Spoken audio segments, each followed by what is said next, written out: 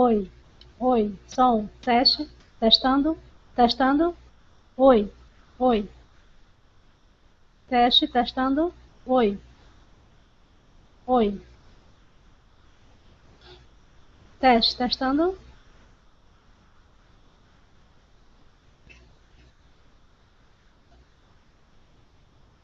Oi. Teste. Testando. Oi. Teste. Testando. Oi. Oi. Oi. Teste. Testando.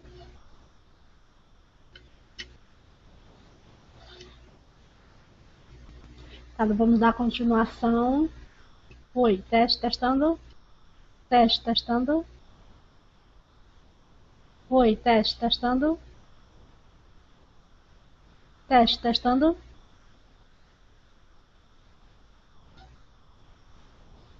Oi. Teste.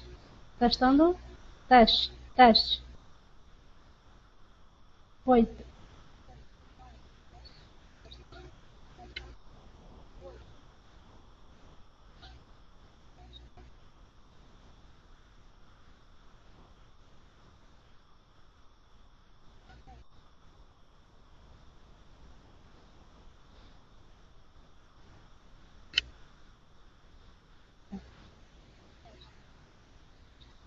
Oi. Alô. Só.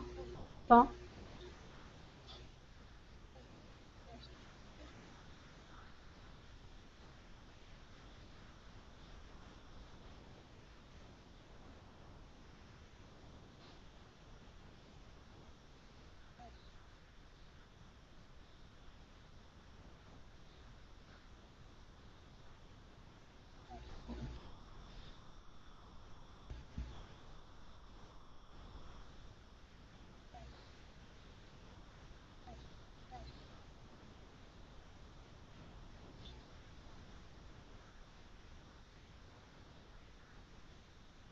Nesse momento nós vamos trabalhar a anamnese psicopedagógica, tá? Então, o nosso trabalho da anamnese foi pesquisado dentro do trabalho da Maria Waz, que traz o modelo semiaberto. Por que o modelo semiaberto, que também é sugerido pela psicopedagoga Olivia Porto, né? Que fala também nesse modelo no trabalho dela. O trabalho semiaberto, nós entendemos que quer dizer que você não precisa necessariamente estar o tempo todo fazendo uma lista de perguntas, tá? O trabalho da anamnese, você pode ir perguntando de forma que você entenda a sua sequência, o que você tem que perguntar, o que você tem que fazer, o que você tem que estar ali colocando, mas que você também entenda que a anamnese não precisa ser um questionário imenso que você tem que preencher tudo ali, tá? Então, nós entendemos que a anamnese, ela é a história de vida do sujeito, presente e passado do sujeito. Você vai investigar aí toda a vida do sujeito. Então, quem é que participa, tá, da anamnese? Igual a entrevista inicial, é importante que seja a mãe, o pai, os dois juntos, ou quem convive com a criança, né? Então, como nós já dissemos, é um trabalho da anamnese, que é trabalhado na psicopedagogia clínica, que busca entender a história de vida do sujeito que está sendo analisado. Então, você precisa de pessoas que conheçam a pessoa analisada, mas que conheça profundamente, desde o momento que foi concebido até aquele momento de hoje, que você vai precisar entender a vida daquele paciente em todo aquele contexto, tá? Então, nós vamos ter 3 fases da anamnese. Nós vamos ter a fase inicial, que você vai buscar o histórico familiar, tá? Então, é importante dizer que como é que você vai anotar essas sessões da anamnese, tá? Então, você encontra nesses 2 livros, nesse diagnóstico psicopedagógico, e você encontra também nesse trabalho de psicopedagogia clínica, você encontra modelos de anamnese. Você também encontra modelos de anamnese no nosso site, www.grupopsicopedagogiano.com.br. Você encontra aí os modelos de anamnese que você pode estar observando e adaptando à sua realidade. Então, você tem um histórico familiar. Você vai buscar, junto com essa família, como é que você vai anotar essa sessão? Você tem o seu roteiro todo digitado, você precisa conhecer bem esse roteiro para que você conheça e vá perguntando sem que você precise estar lendo aquele roteiro. Se você tiver habilidade, né, de memorização, de memorizar o que aquela família está falando, prefira por não estar anotando. Né? Preste atenção o que a família está ali lhe dizendo. Outro, você também pode estar dentro do seu contrato, você colocar uma cláusula no seu contrato que você pode gravar as sessões. Então, aí você pode ir perguntando e gravando a sua sessão para que você depois analise o trabalho que está sendo feito, tá? Então, são duas opções que você traga essa informação de... O que não pode deixar é que você não pode deixar passar algumas anotações. Por exemplo, sobre a concepção, se essa criança foi concebida, se ela foi desejada, se os pais, como era essa relação dos pais, como foi o nascimento, como foi a gravidez da mãe, como foi aí o percurso de que a mãe esteve gestante, a mãe fez todo o pré-natal, se ela teve doenças aí durante a gestação, durante o nascimento, teve alguma coisa no nascimento, alguma atividade anormal, alguma doença, alguma patologia aí que se encontrou, que a criança teve que ficar internada, ou essa criança nasceu com todas as semanas de gestação. Então, são informações muito importantes. E aí você vai seguindo. Sim, aí depois foi vacinada, como foi que foi o desenvolvimento da mama dessa criança, mamou, quanto tempo, como foi o desenvolvimento dos dentinhos, como foi o desenvolvimento do andar, do engatinhar, como foi o desenvolvimento cognitivo, como eram as brincadeiras, como era o envolvimento, tinha irmãos, não tinha irmão. Então você vai buscando dentro desse histórico familiar. Essa criança tem também história de doenças congênitas na família, de transtornos mentais, de síndromes. Então, você vai buscando um histórico familiar de patologias, de convivência, também de estado emocional, de estados afetivos. Vive junto à família, o pai vive com quem? Com qual família mora, né? Mora com os dois. Né? Se é adolescente, quanto tempo passa com a família. Então, você vai buscando nas suas perguntas, mais do que seguir um roteiro, mais do que preocupado com o roteiro da anamnese, você tem que estar preocupada em entender os vínculos familiares, como é que aquelas pessoas vivem, né? É adotivo, os pais conhecem. Já na anamnese, aqui é importante que o cliente, que o sujeito que você está analisando não participe, porque você vai fazer perguntas que os pais têm que ser profundamente verdadeiros. Então, se essa criança é adotada, né, se ela não sabe, ou se ela não sabe se houve problemas, se o pai separações, então você vai estar aí entrando na intimidade das pessoas para que elas entendam o que está se passando, o que está acontecendo. Você precisa entender toda a situação de como essa pessoa, como o sujeito cresceu, como ele se desenvolveu, como ele está até o presente momento.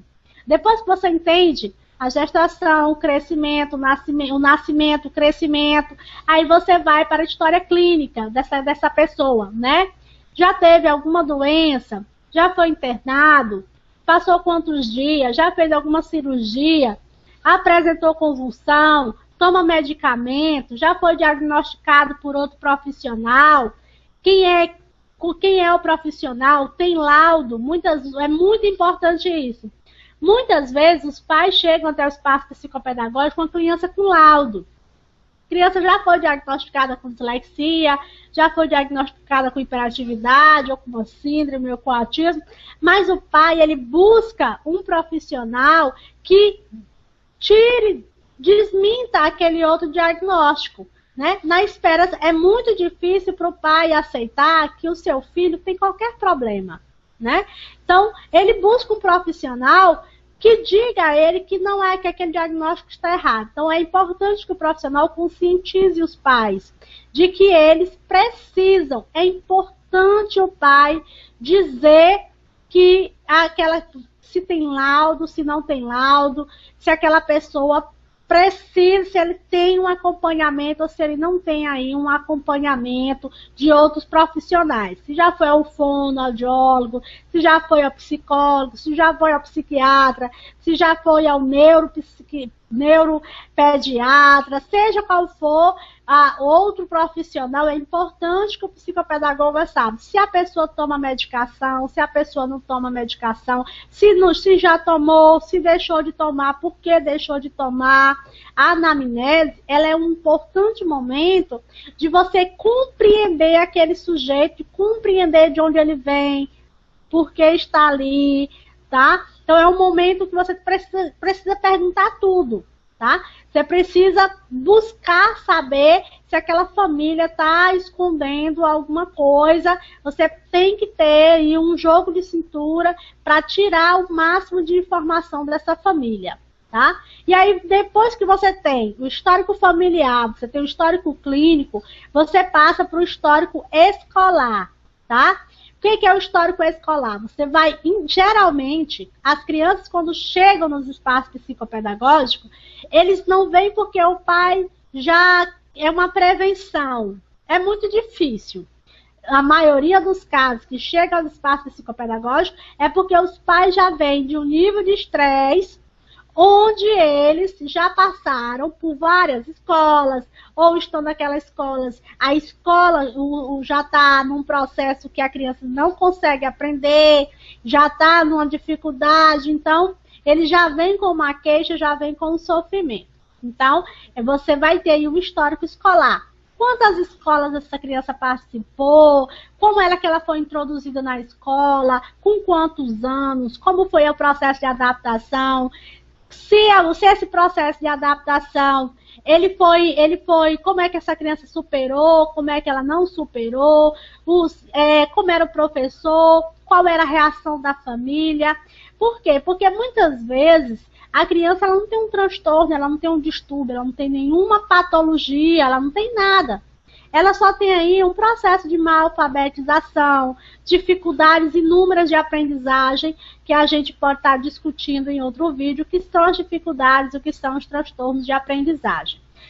Por isso é importante entender como foi a inserção dessa criança na escola, se os pais mudavam de casa, se a criança chorava, eles levavam para casa, se os pais estavam, como era acolhida, como era a relação com a escola, como era a relação com o professor, como era a relação com todo o meio escolar, quantas escolas participou, por que mudou, por que não mudou. Então, todas são perguntas que você tem que estar fazendo.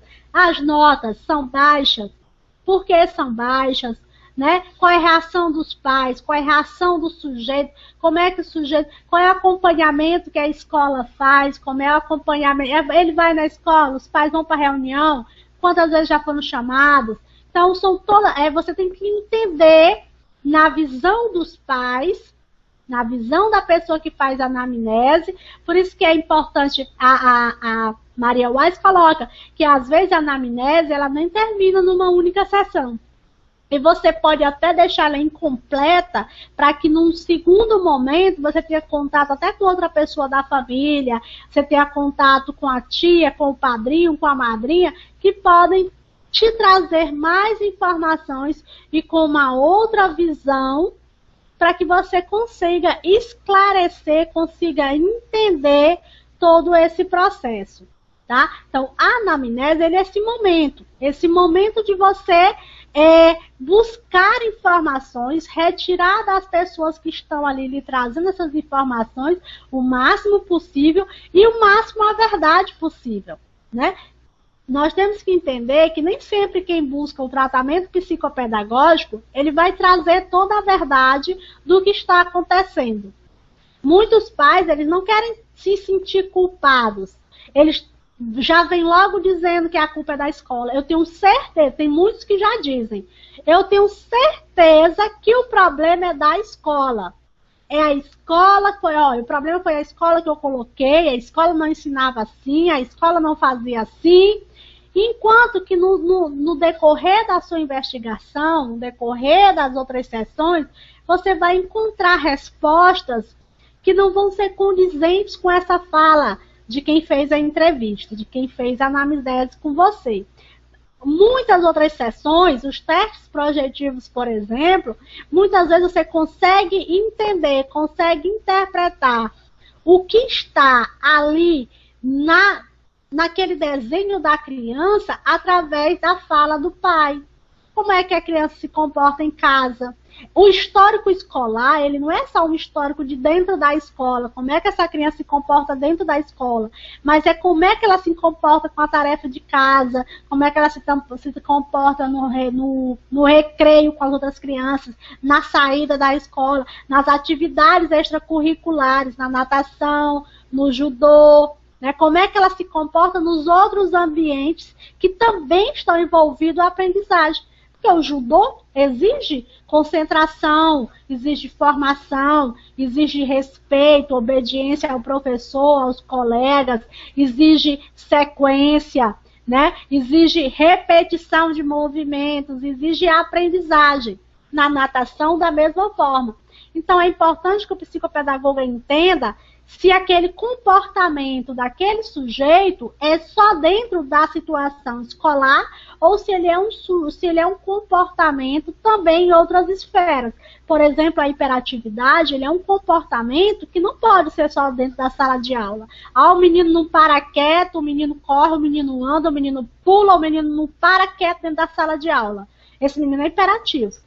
Né? É assim que é muitas vezes relatado pelos professores e taxado pela escola, pelo parente da família que vê o menino, ou por outro professor da outra sala já diz.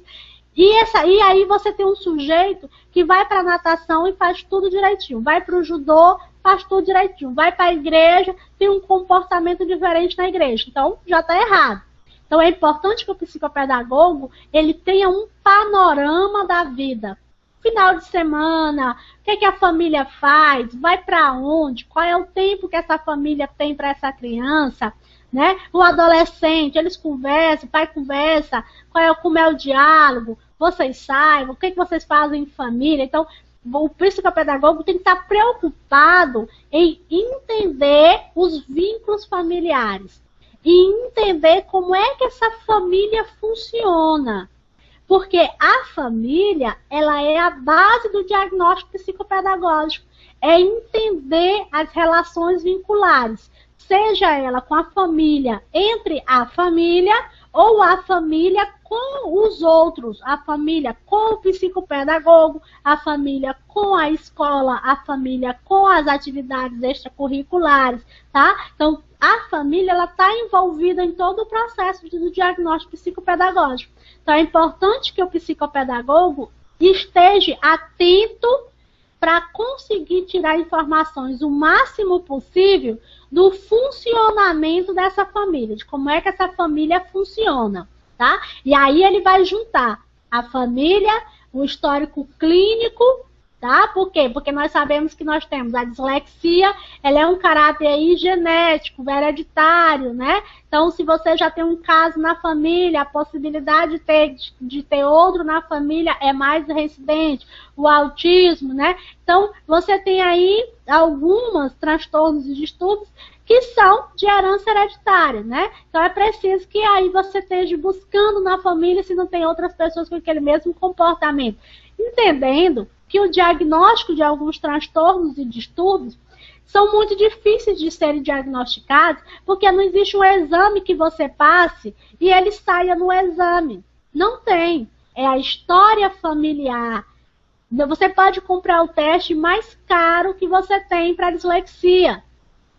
Mas você mesmo aplicando, mas mesmo você fazendo as tabulações que o teste exige, mas dentro da anamnese, você tem que entender o comportamento, aí o desenvolvimento na infância. Por quê? Porque a dislexia é algo que vai vir característica desde a infância, da terna infância, do mais menorzinho vai vir aí característica até a fase que o sujeito esteja.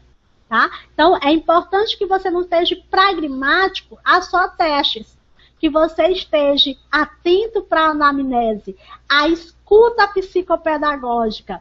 Tá? A gente fala muito nessa escuta psicopedagógica, que essa escuta psicopedagógica é uma escuta psicanalítica também. É uma escuta onde você tem que ter cuidado com a transferência e a contratransferência. Né? A impressão que você tem do outro sujeito e o que você mostra também para o seu cliente. Muitas vezes esse pai, ele chega, pai e mãe, que a gente fala assim, os dois, ou seja, quem for o responsável pela criança, ele não gostou do psicopedagogo. Ele pode inventar uma história, ele pode mentir. São inúmeras situações que podem acontecer. Parece meio absurdo a pessoa procurar um tratamento psicopedagógico, chega lá, ela criar uma situação. Isso pode parecer absurdo, mas não é absurdo, isso acontece, né? Acontece da mãe ficar jogando críticas ao pai, ou o pai ficar jogando crítica na mãe. Então, você tem que ser um profissional que tem que ter muito cuidado com essas situações. Às vezes, a mãe não vive mais com o pai tem uma outra família, mas entre eles há algo mal resolvido e isso fica claro na sua sessão. Então, você não pode, em hipótese alguma, tomar o partido de um e dizer, não, ela está certa. O senhor é que tem que ser mais isso, mais isso, mais isso e mais isso. Esse é o momento da anamnese. É o momento que você tem que prestar atenção no que eles estão falando. Se eles brigarem, se eles discutirem, o profissional só tem que prestar atenção à situação. E, claro, mediar na medida do possível. E, se possível, com outro questionamento. Né? Não, você não está no momento da anamnese para fazer ali um tratamento com os pais, ou uma mediação entre os pais de conflito, onde você vai dar ali uma de uma pessoa, de psicólogo, que vai tentar resolver a situação familiar, ou vai tentar aí mostrar para os pais que você vai dar uma lição de moral no pai, que ele tem que ser assim, o pai, você é pai, você tem que participar. No momento da anamnese, na verdade, em momento nenhum o psicopedagogo pode fazer isso. Mas, na anamnese, é um momento principal onde você não pode interferir.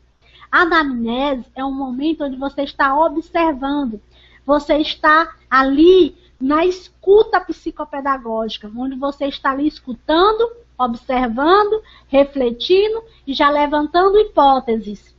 Tá? Então, é o momento de você ser uma esponja, de você absorver, né? De você estar ali observando. Né? Então, você tem que também ter uma análise crítica, tá? E ser uma pessoa muito observadora e sensitiva. Tá? Sensitiva não no sentido religioso, no sentido transacional, não, mas no sentido de você prestar atenção aos detalhes, a observar os gestos, os olhares, de como o pai olha para o filho, de como o filho olha para os pais, de como os pais reclamam com os filhos, ou deixam de reclamar, ou como eles mostram essa ansiedade, como eles falam, como gesticulam. Então, isso é sensibilidade. O psicopedagogo tem que ter essa sensibilidade de prestar atenção como é que esse pai, como é que essa mãe, como é que eles estão se comportando. E aí vem o lado do comportamento do profissional. Durante a anamnese, você tem que estar uma pessoa muito atenta, muito atenta. Por quê? Porque você é um profissional que tem que lembrar o que você tem que fazer depois. Tá? Então, o que a gente estava observando, A gente tem que estar colocando que na anamnese, você tem que estar, ou você grava, ou você anota aquilo que é mais importante, porque se você parar para ficar anotando, o pai, quando ele vem para a anamnese, ele já vem num tempo muito corrido. Então, ele vai ficar, meu Deus do céu, é por isso que está errado. Eu estou gravando na página errada.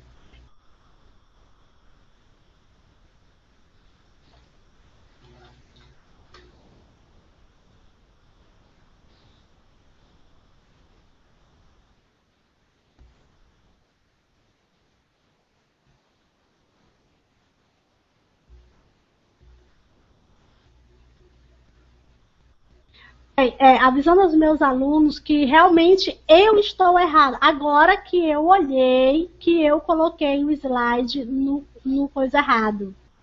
Gente, desculpa, mil desculpas. Eu posso até depois estar fazendo. Eu na pressa, eu me atrasei para essa aula, porque eu não gravo em casa, eu gravo no Ludicidade, porque a internet é melhor. E aí eu cheguei tão atrasada que eu fui, e aí quando eu comecei a fazer, a internet caiu e eu tive que pegar tudo de novo.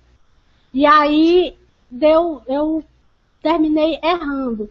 Mas o que eu vou fazer para compensar isso, tá? Eu estou gravando de duas formas. Eu estou gravando para o site webinar e eu estou gravando também para o YouTube. E gravei também na minha câmera. Então, depois eu vou estar montando todo esse material para que vocês possam tá colocando porque eu já estou com mais de 1 hora falando. Peço mil desculpas. É por isso que eu não vi ninguém online. E aí eu disse, gente, cadê o pessoal, né? Mas eu vou compensar todo mundo, tá? Eu vou estar disponibilizando esta aula e vou estar repetindo. Agora que vocês estão ao vivo, eu vou estar repetindo algumas coisas que eu falei, porque estava quase e concluindo, tá? Mas eu vou só concluir para que lá no YouTube eu conclua e depois eu repito mais algumas coisas que eu já falei para vocês. E aí vou ter que fazer toda essa coisa da EOCA novamente. Gente, meu Deus, agora que eu realmente notei que eu estou errada. Mil perdões. Tá? Mas eu vou concluir aqui para que eu volte e veja mais algumas coisas com vocês. Então, eu estava colocando os últimos finais sobre a importância profissional na anamnese, tá? É importante também que que acontece? Que o profissional, nós temos um código de ética, né? Aí elaborado pela Associação Brasileira de Psicopedagogia, que é um código de ética da associação. Como nós não temos um conselho ainda para fazer um código de ética, ainda é esse código de ética que é aceito ainda, né, para nortear aí a profissão, que ainda não tem muita organização. Então, o código de ética diz que você tem que ter sigilo. Aquilo que é colocado na anamnese, ele é sigiloso, tá? Então, é uma coisa que você tem que ter sigilo, tem que ter concentração. Você não pode terminar a sua anamnese e ficar comentando com outras pessoas, com outro profissional, o que aconteceu, ou você vê essa pessoa em um outro momento e você termina comentando, olha, fulano separou de fulano, fulano vive com outro fulano, ou olha, eles são homossexuais, porque eu tenho um menininho que eu atendo e esse menininho é filho deles, eles são homossexuais, né? Então, tem que ter muita ética, muita postura. O que acontece no seu consultório é dentro do seu consultório, tá? Então, o que acontece? A gente também deve mostrar para o profissional que deve ter... Eu fiquei desconcentrada com esse erro que eu cometi agora. Deixa eu ver se eu me recomponho. Depois vem que eu grave novamente todo esse vídeo, tá? Outra coisa importante é não dar prognóstico, tá? É muito importante essa questão do prognóstico, Porque o que que acontece? O pai, ele chega com muita ansiedade. Ele quer muito, muito, muito, muito saber o que está acontecendo, tá? Tá bom? Ele quer saber muito o que está acontecendo, o que está acontecendo. Então, às vezes, você profissional já chega dizendo, me diga logo o que é, doutora, o que que ele tem, o que que esse menino tem. E aí o profissional cai no erro, já ir dizendo o que que essa pessoa tem, já ir dizendo o que é, de que colocou, de que não colocou, tá? De que tá errado, de que não tá errado. Você já vai dizendo o que o pai vai fazer, o que o pai não vai fazer. Então, eu já vi relatos desse tipo de situações, de que durante a anamnese a pessoa já vai dando um prognóstico, já vai até dizendo orientações do que o pai vai fazer. Você tem que entender que a anamnese é o momento do psicopedagogo entender a história de vida do paciente. Tá? A história de vida desse cliente de que está chegando no seu espaço psicopedagógico. Não é momento de você dar a sua opinião, de você dizer o que os pais fazer, de você dizer para ele o que é ou não é qualquer coisa, tá?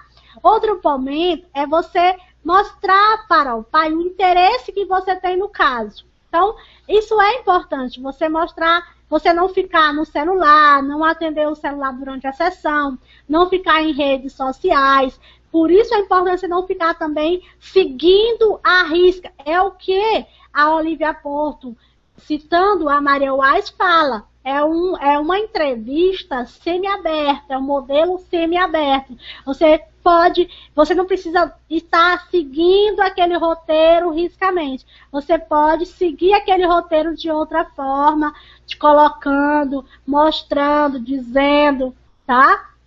É o que está acontecendo.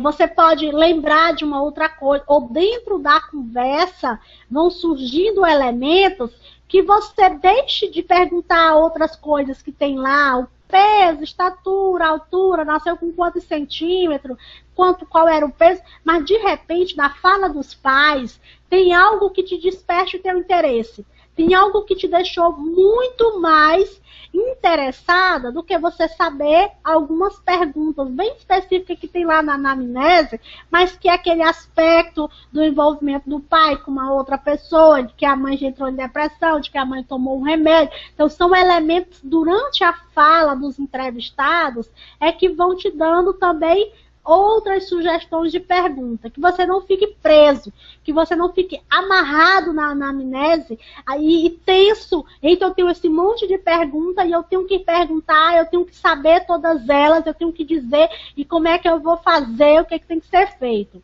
tá? Tem algumas perguntas, aqui, amigos, eu já falei, eu estou gravando também para o YouTube, então vocês também vão poder rever isso aí. Eu vou voltar, eu vou fazer assim, vai ser uma aula de trás para frente, tá bom? Então eu vou voltar, eu já disse onde é que vocês encontram relatórios e tudo, eu vou voltar direitinho para vocês entenderem, tá bom? Então deixa só eu concluir o que eu estou concluindo. É adaptar a sua realidade à sua realidade. A gente tem modelos de anamnese em diversos livros, tá? Mas aí você vai pegar o seu roteiro e vai adaptar.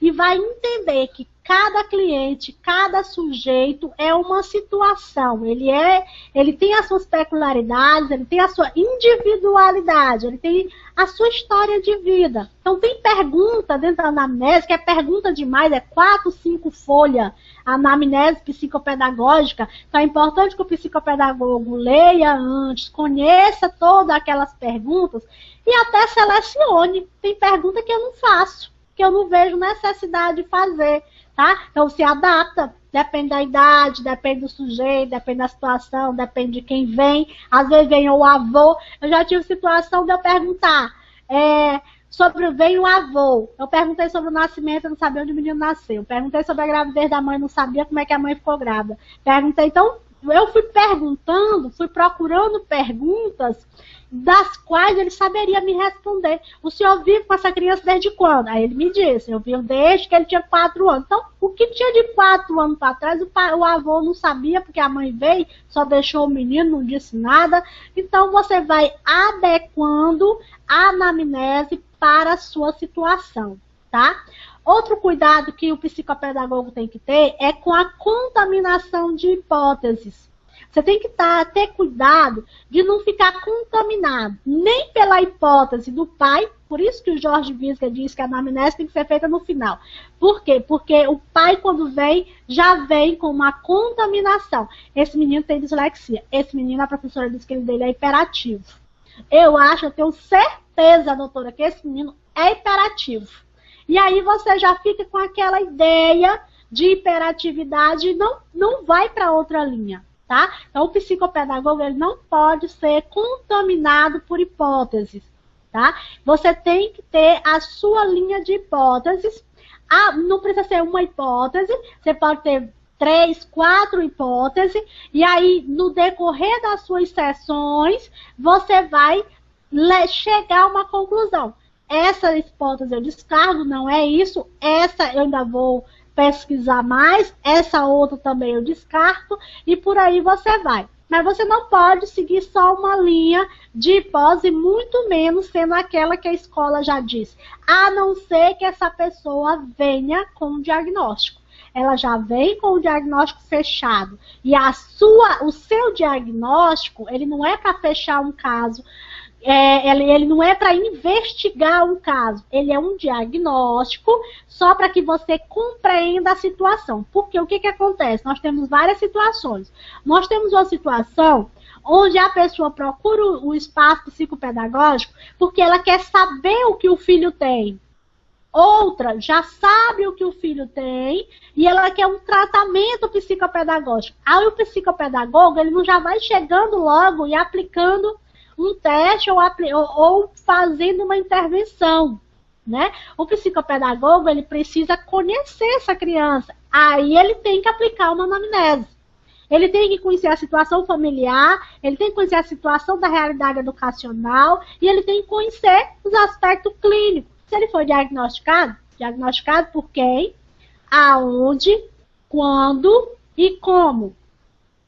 Tudo bem, está aqui no meu espaço, então eu preciso conhecer todos os aspectos desse aprendente, certo? Então eu tenho que estar aí, cuidado com as hipóteses, cuidado com os laudos.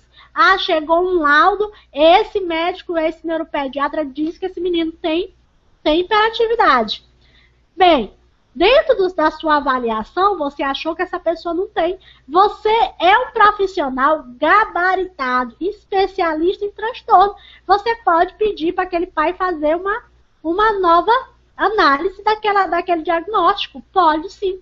O caso dessa criança já vir do neuro, com uma hipótese ali comprovada, mas se você tem dúvidas, se você acha que não, se você acha que aquele pai é importante, você não viu nenhum sinal de hiperatividade daquela criança, ou dentro do seu diagnóstico, nós sabemos que nós psicopedagogos, nós estamos vindo de um momento onde nós temos um conhecimento muito profundo da questão educacional, dos problemas de educação, dos problemas de dificuldade, dos problemas de transtorno, do relacionamento do vínculo familiar.